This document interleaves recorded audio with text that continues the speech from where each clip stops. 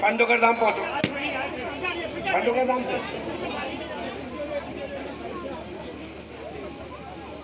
गाँव हमारा अधिका पड़ता कानपुर देहात में। क्या नाम है आपका? हमारा पैसा आशीष और प्रशांत शुक्ला नाम है। आशीष नाम है और उस नाम प्रशांत है। जी जी। क्या समस्या लेके आए? ये बच्चियाँ चल नहीं पाती हमारी। कब से? जन्म से। डॉक्टर ने क्या बताया? डॉक्टर ने बताया कि ये मतलब जब 5 साल की होगी तो 2.5 साल। कोई बीमारी बताई? कोई नाम बताया? कुछ नहीं बताया। बढ़िया। हमने लिखा प्रशांत सन 2023।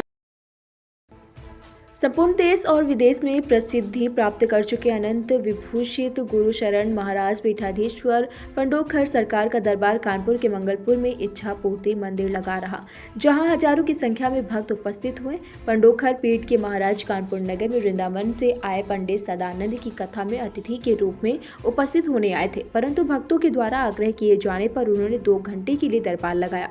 भक्तों ने उनकी कथा सुनी। तत्पश्चात दिव्य दरबार लगा, जहाँ पर्ची लिखकर पंडोखर सरकार वाले महाराज ने भक्तों की समस्या का संपूर्ण समाधान किया। आपको बता दें कि बाबा एक आध्यात्मिक गुरु हैं, जो कि भक्तों की मन की परेशानी को जानकर दरबार में उनकी पीड़ा को समझकर पहले से ही लिखकर दरबार में बुलाने के बाद उनकी समस्या के बारे में बताते हैं। यदि संभव उपाय है तो उस पर भी चर्चा करते हैं। इस दौरान उन्होंने मीडिया से वार्ता करते हुए बताया कि कानपुर महानगर में दरबार लगा है, जिसमें मुझे यहाँ के भक्तों का प्रेम देखकर बेहद हर्ष हो रहा है, लेकिन समय के अभाव के कारण अधिक भक्तों से प्रश्नोत्तर नहीं हो पा रहे हैं, जिसका मुझे खेद है।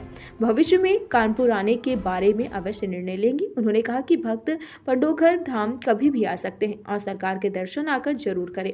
उन्होंने मीडिया के लिए कहा कि आप लोग दैविक भावना को जन जन तक पहुंचाइए। मीडिया द्वारा पर्चा बनाने पर सवाल पूछे जाने पर उन्होंने बताया कि पर्चा में 32 वर्षों से लिख रहा हूँ। मैं 9 वर्ष की उम्र से अध्यात्म का ज्ञान प्राप्त कर चुका था। प्रभु श्री राम हनुमान जी की विशेष कृपा है।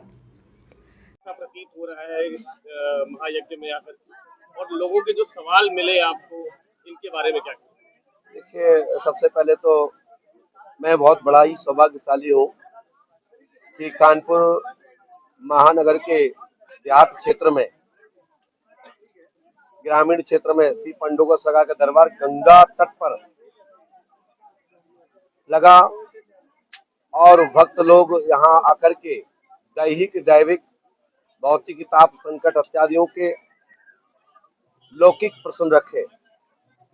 मैं ईश्वर से यही प्रार्थना करता हूँ, श्रीमद् भागवत महापुराण हमारे दरबार के संरक्षक, उनके सानिध्य में कुछ क्षणक श्री परमात्मा की कृपा से दरबार लगा और आनंदेश्वर महादेव की कृपा से बहुत ही यहाँ के ग्रामीण लोगों को देखकर, यहाँ की भावनाओं को देखकर, यहाँ के लोगों का प्रेम उत्साह देखकर मुझे स्वयं ही खेद हो रहा है कि थोड़ा समय होना चाहिए था तो ज्यादा से ज्यादा यहाँ के भक्तों से मुलाकात हो पाती। भविष्य में यदि परमात्मा की कृपा रही और भक्तों की पुकार रही तो मैं एक बार पुनः कानपुर महानगर के भक्तों के लिए, क्षेत्रवासियों के लिए समय दूंगा। और आप सबसे भी मैं पंडोखर धाम पीठ की दर्शन के लिए आह्वान करते हैं कि आप सभी पंडोखर धाम आकर जरूर दर्शन करें और राष्ट्र हित में, जनहित में जितना आप काम कर सकते हो उतना आप लोग भी काम करें, क्योंकि आप लोग नारद हैं, देश के चौथे स्तंभ हैं।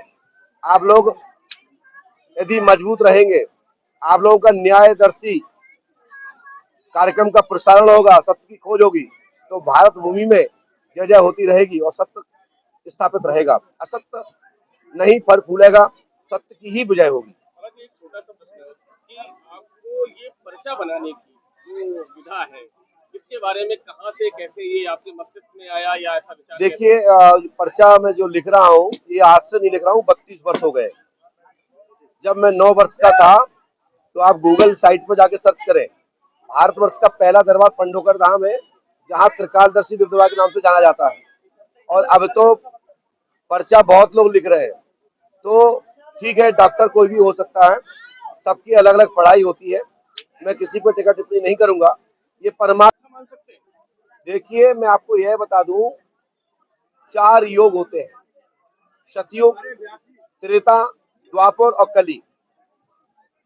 ऐसे कई बार व्यतीत हो जाते हैं, उसके बाद ही सतयुग प्रारंभ होता है, फिर त्रेता आता है, फिर द्वापर आता है, फिर कलयुग आता है। तो मैं आप सबको यही बताना चाहता हूँ कि हर योग का परिवर्तन होता है, हर योग का आगमन होता है। जैसे कि आप लोग कानपुर प्रक्षेत्र में, ब्रह्मपुर क्षेत्र में रहते हैं, यहाँ पर एक पर्व होता है। उस पर्व में बिठूर घाट पर अनेक तीर्थ आकर के संगम समागम कुंभ के रूप में अदृश्य शक्तियां आती हैं।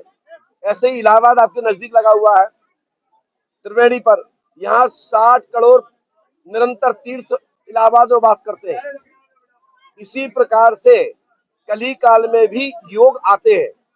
1,000 10,000 वर्षों के लिए इस पृथ्वी पर सतयुग आएगा, कली काल में ही त्रेता आएगा, द्वापर का अंश दिखाई देगा, आपस में मार काट होंगी, लड़ाई युद्ध होंगे, और उसके बाद फिर कली का प्रादुर्भाव होगा, फिर कली का 4,32,000 की आयु पूर्ण करेगा। तो इस समय सतयुग का प्रभाव है, इसलिए जगह जगह मंदिर निर्माण हो रहे हैं, जगह जगह यज्ञ हो रहे हैं, गली गली भागवत हो रही है, जगह जगह संत आ रहे हैं। फिर संतों का बोलबाला जो सतयुग में त्रेता में हुआ करता था, वही लक्षण दिखाई दे रहे हैं। तो इसलिए शास्त्र पुराणों की बात झूठ नहीं हो सकती। इस समय सतयुग का प्रारंभ हो चुका है।